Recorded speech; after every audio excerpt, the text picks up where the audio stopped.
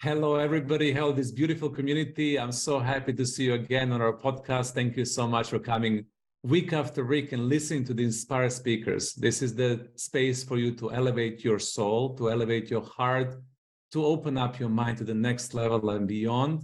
And today we're going to have this beautiful elevation and evolution with a very good friend of mine, Leonora Bayou. It's a psychologist, meditation teacher, spiritual growth guide teacher, energy healer. She's also a book author and speaker. And in her life, she had this near-death experience that really initiated her at a really early age to be able to connect to this fabric of unknown, to connect to the realm of invisible, and to be a profound guide to people around the world. And I'm so grateful and happy to be with her on this podcast today. And today we're going to be talking about the soul's evolution, but also we're going to tackle the topics around death and rebirth, which is very accurate and very popular in the communities right now. So, Leonora, welcome. Thank you, Zoran. Thank you for such a warm welcome. I'm really, really honored to be in this space with all of you who is going to listen and who are here right now. So really a great honor to dive deeper into this great conversation.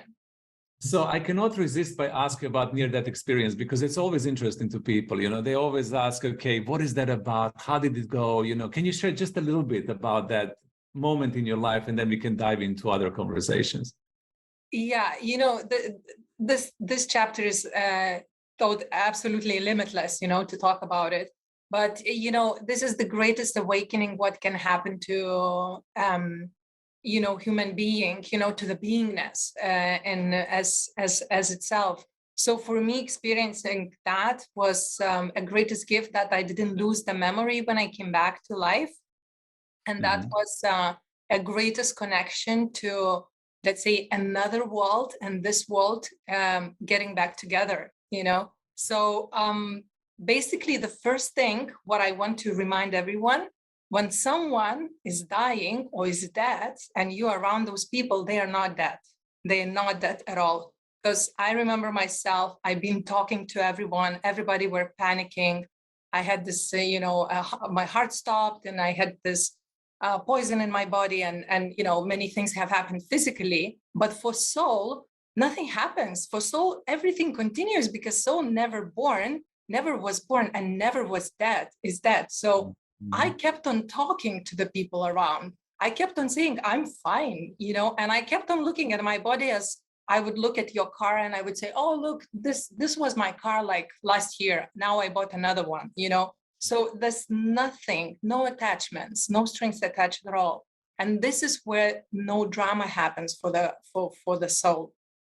And of course, then we go deeper into another layers and levels, because the energy, like universe, has its own laws, you know, laws of attraction. So once we get out from the matter, then the whole another steps happens to the soul. But it's very important to know, if you are around the situations where your beloved soul, like brother, sister, or whatever, family, friend, left their body, please keep on talking to them. Please keep on letting them know they are fine. You want to hear them, because this is how you can get in contact. This is how you can help for the soul, and also soul helps for you to transition in this very, let's say, in the human level, dramatic transition, but it's not very dramatic at all. For soul, is something incredible, expansive. Exactly, incredible and expansive. And it's so wonderful that you share this with everybody, because we have been, in a way, conditioned and programmed to be so afraid of that moment. You know, we're afraid of dying. We're afraid of passing forward. And when you say it's such a lovely transition that you actually were able to see yourself and you see your physical vehicle as the car, you know, like, and you are okay and you're fine. This is really reassuring for a lot of people, because for some reason, maybe you know why, people are still really afraid of dying. It's a natural program, not natural, it's unnatural programming happened in our society. It happened like, you know, quite few thousands, even more a year ago. But still, we can find in this society, the communities who are still celebrating death. who are still dressing up white, putting the flowers, dancing, singing, because they still know, they kept the secret. That secret that has been left very many thousands years ago behind us. But we still know that this is the greatest gift and the greatest possibility for infinite and limitless soul to expand, to transition, to get a better life, or to go somewhere else, or to really liberate so many things, not only for the soul, but for the collective, for the genetics, for so many levels and layers. Is actually, it must be celebrated. Of course, from the human level, I understand. We have this attachment, but it's also a program. It's also a program because we've been taught that death is the most scariest thing, because ego likes to control everything, to own everything, to know everything, and beyond ego, beyond the death, there is so much more that we don't control, but it is absolutely fantastic. Mm-hmm. And when you said also, beautiful, thank you so much for that. When you said also that you managed to remember how it is on the other side, what did you remember? I mean, you mentioned a few words: expansiveness, connection, infinite fabric, quantum field. But for you, what was that remembering like? What did you recall and you never lost in a way? It's like, for me, it was like opening the black box of the airplane when it crashed. It's been like, like thousands of information of lifetimes and humanity and transitions and cosmic, and everything happened at the same time. So we are so multidimensional and so multitasking that when the mind is beyond the control, when the mind is not controlling, that we don't have these limits, it's like you are everywhere. It means I was in all the timelines that I ever been. And at the same time, my soul was expanding in this timeline, as Leonora's timeline, to hug and say goodbye to everyone I loved in this lifetime. And it happened at the same, like if we go in 3D, it's at the same second. If we go beyond, it's limitless experience, Wow. I just want that audience and myself, when you're talking, I can just feel this in my heart, that timelessness and multidimensional self, and then also us being different versions of ourselves as well. And then that expansion and being able to be in the 3 seconds or to be in eternity of expansion. Amazing feeling. There is no time up there. There is absolutely no time there. Yeah. So what is then the soul incarnation purpose? So when the soul decides, okay, I'm ready now to embody myself in this physical body, I'm ready to kind of move away from that experience to this physical experience. In your perspective, what is the purpose of that? Well, I don't know how deep to dive in this subject, but actually it's not like soul decides to reincarnate. It's actually, like the child was born, and it's the child was born in the system. And when the child doesn't decide to go to school, like parents decide to bring a child to school or to kindergarten and so on. So we have these levels like schools, so consciousness also depending according to our school level. So as we look around in our lifetime, in this life, we can look at the very old people who might be very low consciousness, like very childlike consciousness, and we can look at the very young people who can be very ancient and all consciousness. So this is the soul level of consciousness. Until you don't graduate this, you don't choose. You come back always, right? Not always, but you come back at certain levels. So it's the same like at school. You didn't graduate your fifth grade of school. You come back in the summertime to practice before you go in the 6th grade. Or if you did it very bad, you come back to the same level, right? And we can go downgrade. Soul can downgrade at the same time. So it's like basically soul goes, in the possibility to relearn, to really to declutter a lot of programs, of course. but we should not forget that our karma, like people say, oh, it's my karma, oh, it's your karma. Our karma is our thoughts. So basically, you live in your thoughts. So soul as well, it goes to this decluttering of the thoughts. But basically, the way you live your life, the way you're going to be up there. So it's not like, okay, now I'm running to bring kids to school and then to make something for business and then to do this. And then when I will die, I will do something else. No, no, no. You will be running in your field, in your recordings of the soul, that you have to run something to do. And you will go in the same consciousness life to do and run again till you realize that this is not the game you came to play. If it makes clear. Great, beautiful. And what is the game we came to? So basically the game is remember us that that blissful moment where I lived and I just shared with you that we are multidimensional, limitless being beyond this planet Earth and cosmos and so on. So this is basically our joy and great value that we can manifest ourselves in the lowest vibration, which is matter. And still be the highest dimensional beings at the same time. We don't need to die. We don't need to crash. We don't need to have tragedies. We don't need to suffer.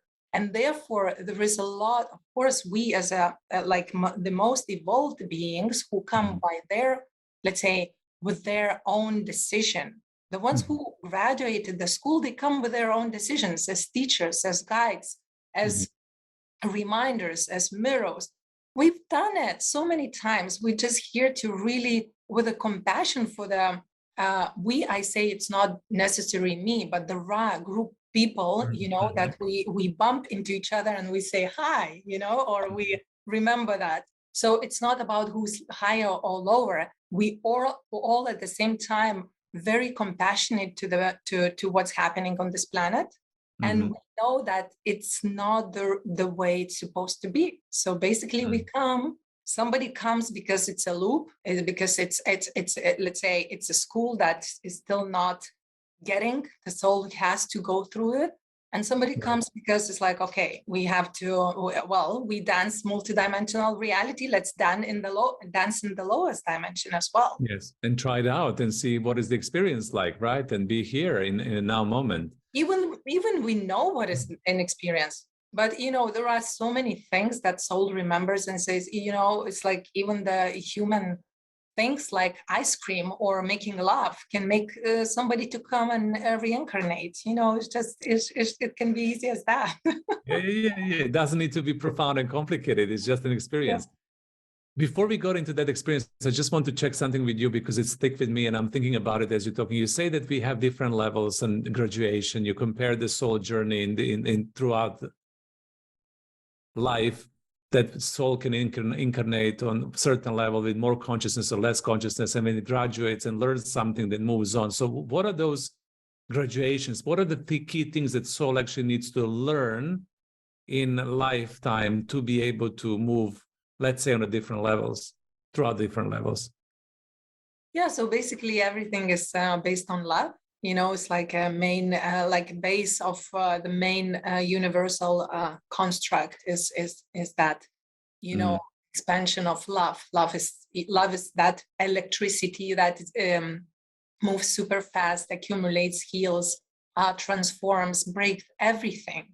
So basically, this is how we deal in our lives. Somebody forgive very easy. Somebody can go for the rest of their life with one story, and anger. And this is what it's based about. It's like, because if you love, you're definitely not gonna be in fear for, not having, let's say, about abundance. It's like naturally those things open up. So basically we can look at the humanity and we can look how everyone, we're dealing with the same things, each and every one. We have few things, the relationship, money, health, and how we express ourselves, creativity.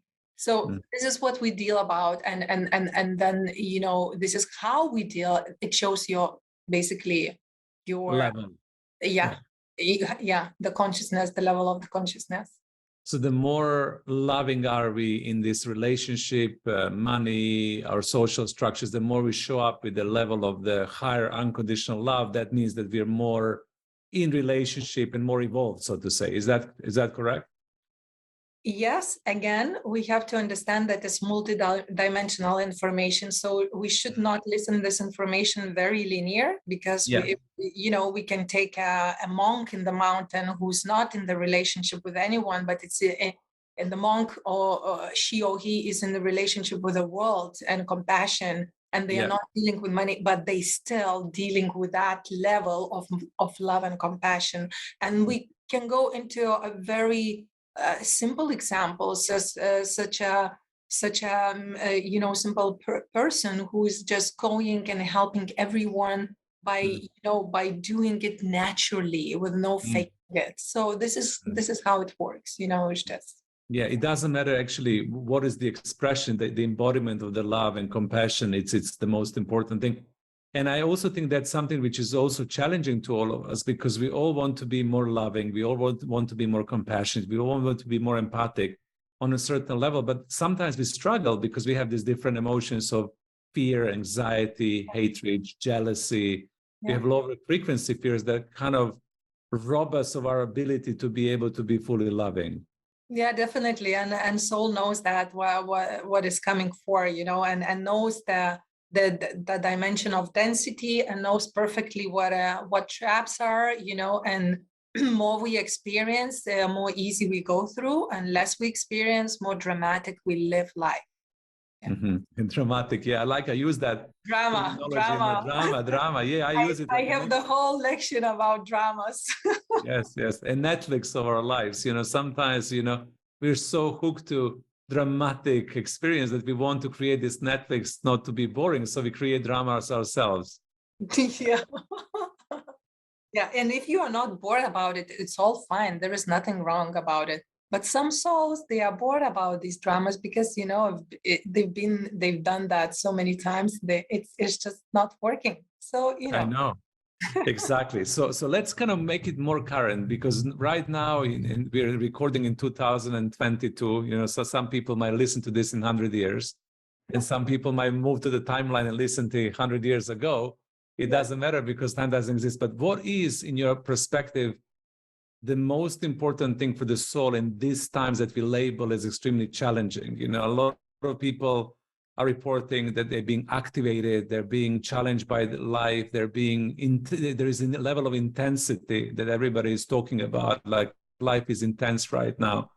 We're witnessing a lot of geopolitical changes. We're seeing the world in turmoil. We've just kind of got out of the pandemic. So we've been through a lot in the last 2 to 3 years. So what I would love to talk to you right now, it's like, what is currently important for us to know from your perspective? So if I'm a soul that is incarnated in this body right now, in this specific timeline, right now, in this moment, what is important to know from your perspective? How do we navigate through these complexities and intensities right now? Yeah, and that's a profound question. I'll try. I know. I'll try to we can talk together. Try, I'll head on. You drop some little seeds as well. It's just the first thing what is coming right now in the field. Again, it's multidimensional, so probably for this field, it's important to really take attention towards, is to really go into your essence, because we are living the times of war of truth. We are living in times of so many war of beliefs. What to eat, how to eat, who's good, who's bad, how to survive, who's gonna die and who's not, and so on and so on and so on. And basically, it's a war of programs. It's a war of much more beyond that. We are all in the costumes of humans, but beyond inside of the humans are not only souls and not only the same, let's say, energies and the same interests. So if you are that human being that you feel that there is an essence of love within you, you definitely have to tune in with you to be you. And I'm saying about this be you, it's not like something very shallow. It's about something to really reconnect with your essence, in order for you to hear what you really here for and what is really true for you. Because otherwise we will be bombarded constantly and more by 5Gs, by technologies, by poisons, by informations, by opinions, and only you, by you resonating with your essence first, you're going to attract the right information for your divine essence, because their intelligence, divine intelligence, it is much more stronger than any program on this planet Earth. And this is when you tuning in with yourself as, okay, I am that, I'm that essence, and I really want to tune in every day in order to get to know myself. Not what somebody taught me at school, not what my parents told me, not what the radio and social media is saying, but what do I feel? What do I resonate? Where is my heart expanding? And I need to practice that. It's not a mental thing, it's a heart thing. So you basically constantly, you feel responsible to tune in your heart and basically get to know the truth through yourself. Only then you're gonna survive, you're gonna be alive, you're going to be healthy, you're going to find the right people, the right information, the right guidance, and everything is going to be fine because you already got the plan before coming to here. But if you lost it, the only way for you to find it is within, nowhere else. Yeah, so that journey within and connecting to that pure essence of you and connecting to the heart. And for me, it's also about trusting your heart. You know, when you connect that, the mind, as you said, the ego, the programs can be really strong. And once when you get into that more vulnerable space of you into your heart, it's about developing and cultivating that trust so you can really follow through. And you use the beautiful language there, you know, what is your heart yearning? What is your heart expanding to? What is your heart showing you? Where do you need to go next? And trusting that journey implicitly, I think it's also very important. Exactly. And again, if somebody listen, let's say not from spiritual world and it's too much, you know, the word of ego, soul, whatever, I want to just let you know that ego is nothing evil, it's nothing bad. Ego is mind, but mind is always has made the human self body has made to serve soul, not vice versa. It's just everything was made upside down. And don't be surprised, as we are living in such a turbulent time, that everything is going to go again upside down, but actually no upside down, is going to go back to its own order. Therefore, if you practice, as you, Soren, said, you know, to trust your heart, to tune in your heart, to feel the essence, this is basically your ego is going to be the best of the best. Great that you have a big ego. It's going to serve your heart. Imagine how many things you can do. Absolutely. And the ego then becomes a servant of your heart and intelligently, wisely using the mental capacities of the mental body to be able to create exactly what needs to be created. And it's at service to, and I agree with you. I knew that from early on, like yourself, you know, I was also awakened child, you were awakened child as well. I knew that inversion all the way through because I was asking myself, why is that created like that? You actually should follow the heart, not mind. You know, mind is just here to support us. We're not going to be enslaved by our mind and multiplicities of thoughts and programs. So I think it's important for people to know that. You know, people listen to this podcast from a business perspective, from you know, from different walks of life, and everybody resonates because now is the time for us to talk about it in this forum in a way you and I are talking about. So you also mentioned the essence, you know, that pureness of you, and I know that sometimes new people who are awakening or initiating or activating into their spiritual journey, they get a little bit confused, it's a good language, about what is the essence. So how would you define that, and how would you get people to connect to their essence if they don't know how to do it?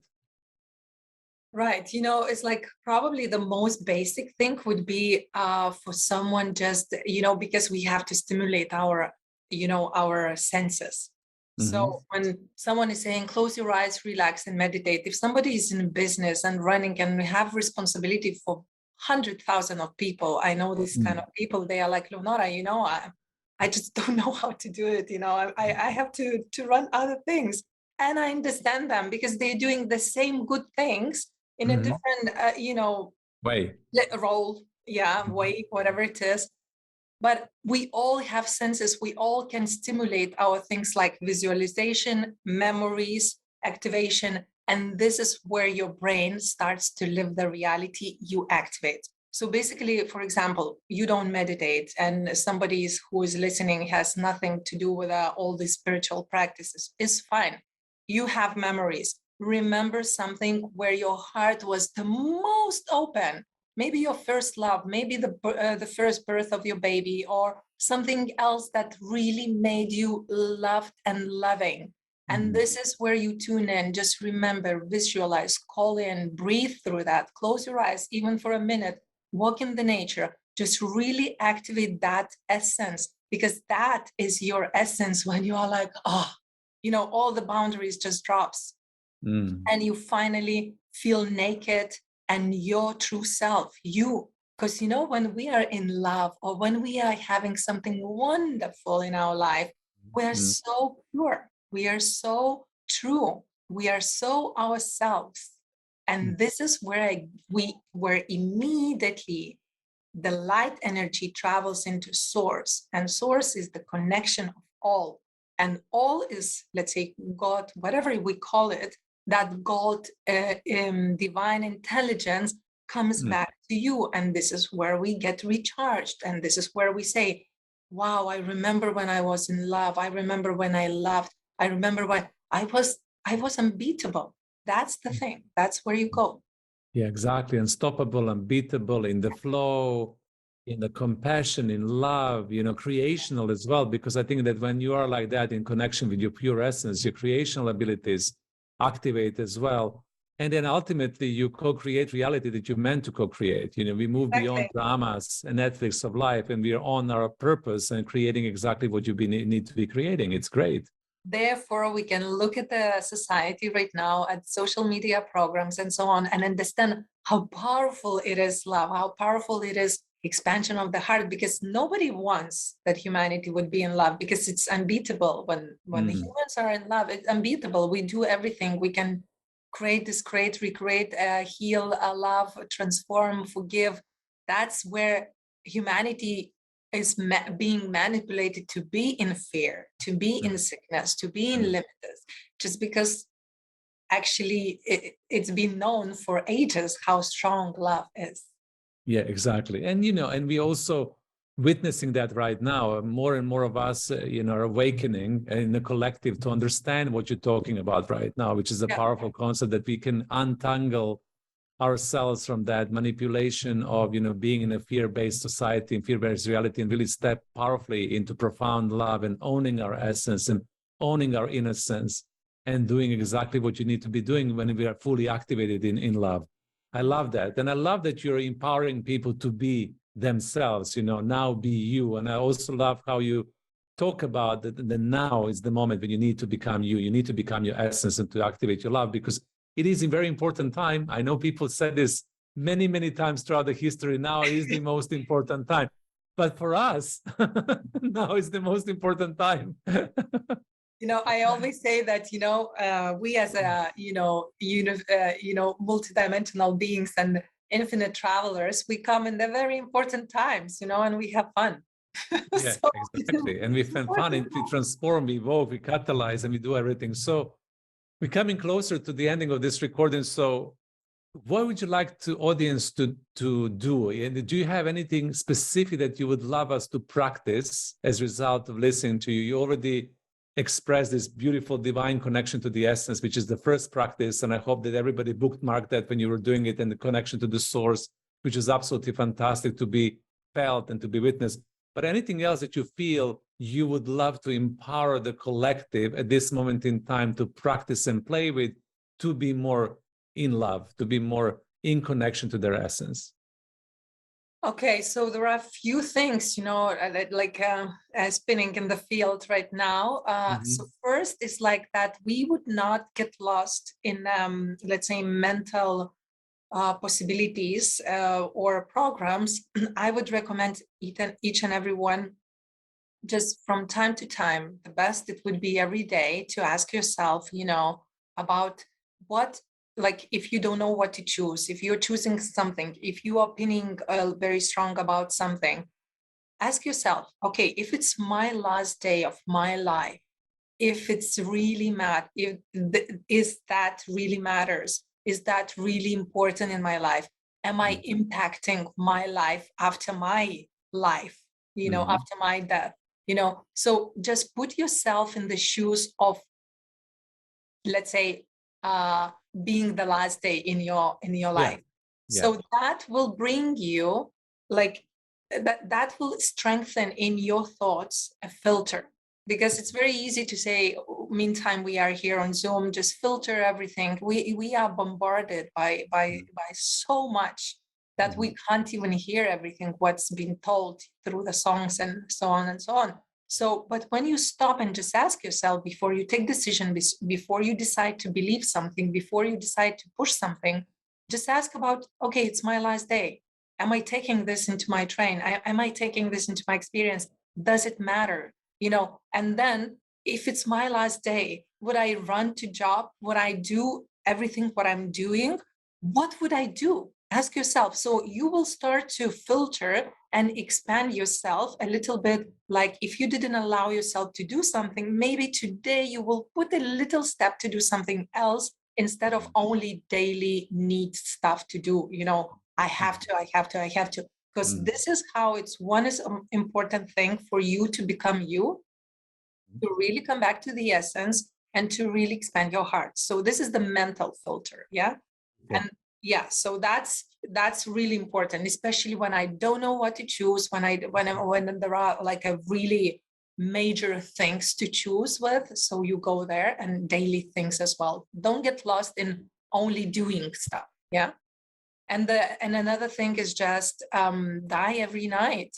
Die every night is just the most beautiful thing. You lay down, you close your eyes, and just imagine yourself leaving this life, leaving all your problems, leaving all your thoughts, all your attachments, all your beliefs, all your worries. You're dying, but you're dying in those most beautiful white, golden, blue, whatever color you choose, light, expansive. And imagine that your soul is just going out of the body. It holds through the navel. It's always together with your body, but it goes away from the worries, from all this field. Because when you falling asleep and consciously falling asleep in the very expansive way, so first of all, your nervous system recalibrates very well. Vagus nerve activates all your organs, and at the same time you sleep much deeper, and your soul can travel much easier through the dream states. So just try that. Die every day. Because first of all, when you say, okay, I'm going to die, but you're going to die from all the fears, from all the limitations as well. You're going to die into a new day, So that's also a practice for your thoughts, that death is not something wrong or something bad. It's something to be reborn. And tomorrow morning, you're going to be reborn into a new day, and you practice that as well. A beautiful, beautiful language there. Thank you so very much for these profound teachings. I mean, you are a master, an amazing healer and teacher, and people can not only, listen to your words, but also feel your energy, because as you were sharing, I could feel my body responding and reacting. So thank you so much for being here with us. Thank you so much for sharing your wisdom. We're going to share all of your social media handles as well, the links to your website and your masterclass course as well that you're running right now, so people can get to know you better and they get to experience your teachings on a deeper level. So thank you so much for coming today. Thank you, Zoran. It was really a pleasure to dive and swim and enjoy this space. And we hope we're going to meet soon. Absolutely. And for the audience, thank you so much for tuning in. We love you. We know we love you. Thank you so much for listening to this podcast. We'll see you next week with more interesting healers, teachers, coaches, advisors that will help you elevate your heart, soul, and mind to the next level and beyond. And we'll see you soon. Bye for now.